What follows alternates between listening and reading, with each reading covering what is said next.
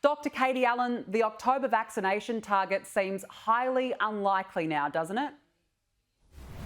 Well, let's be clear about this. Basically, we've always had a diversified portfolio approach. We've also known that this vaccine has been coming at us at speed, and the Morrison government has been very clear about safety first. So we are still a way off to getting to deep into the phase 2B segment, which will be coming up in the middle of the year. So we do have time to pivot, and that's the good news. We have time to look at our diversified vaccine portfolio and reach into finding the one that's most appropriate, particularly for those under 30-year-old women, which is where this very, very rare blood clotting serious incident appears to be occurring. So it means that we can now move to looking at our other options. We already have on order 20 million Pfizer vaccines, and we also have on order 51 million Novavax vaccines. Now, the Novavax vaccines still need to be approved.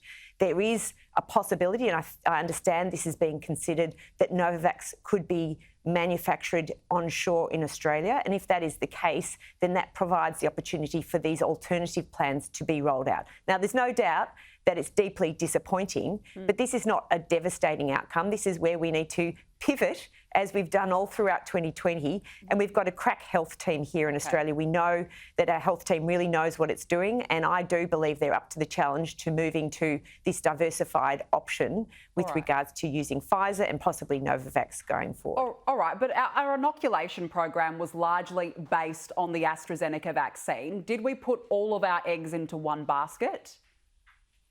We very clearly put all of our eggs into many baskets. We had it into AstraZeneca and Pfizer from the very start. We've already ordered the Novavax vaccine. So we've always been very open-minded about this. And that's because I know as a medical researcher and as a public health expert in the past that you can't back the one horse. And Greg Hunt has been very clear from the get-go about a diversified portfolio and also making sure that we have sovereign capability. So having the AstraZeneca vaccine produced here in Melbourne by CSL has been fantastic. And let's remember, the over 50-year-olds are going to continue to receive the AstraZeneca vaccine. It's regarded as safe and effective.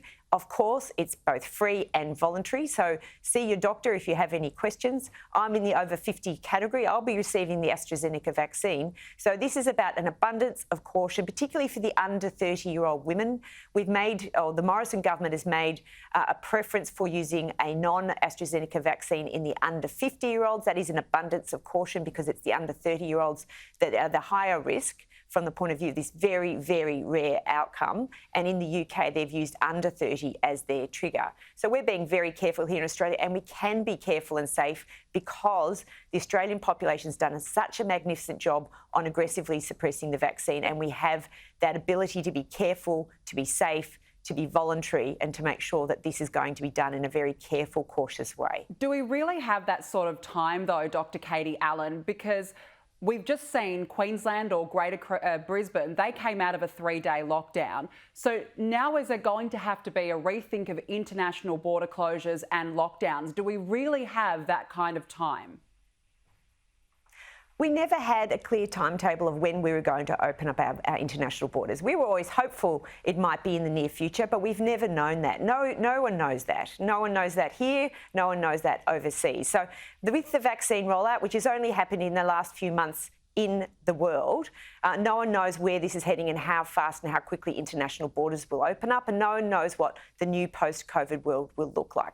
But what we can say is that we are about putting the Australians' health and safety first, and we do have time with regards to our continent is almost COVID-free. We do have issues about staying connected to the world, but our economy is bouncing back. Australians are pivoting to making sure that they're spending their tourism dollar locally, which is something that we should all support. Let's go out and get to see our own backyard. Let's back in the tourist operators that are local. Let's go and discover, regional and rural places that Australians perhaps have left to later in their life. Let's do it now, and let's back in our local businesses so that we can continue to support and encourage our local economy. And yes, of course, tourism operators have suffered. There's been support programs for them. International tourism, of course, is difficult. But if we build our local tourism, that means that when international borders do eventually open, that there'll be a robust environment for international tourists to enjoy. And, of course, international students, the other big area that we need to be concerned about. But we are already opening up our borders with Tasmania, which is great. With New Zealand, sorry, which is great. Dr. Katie Allen, we have to leave it there. Appreciate you coming on this morning. Thank you.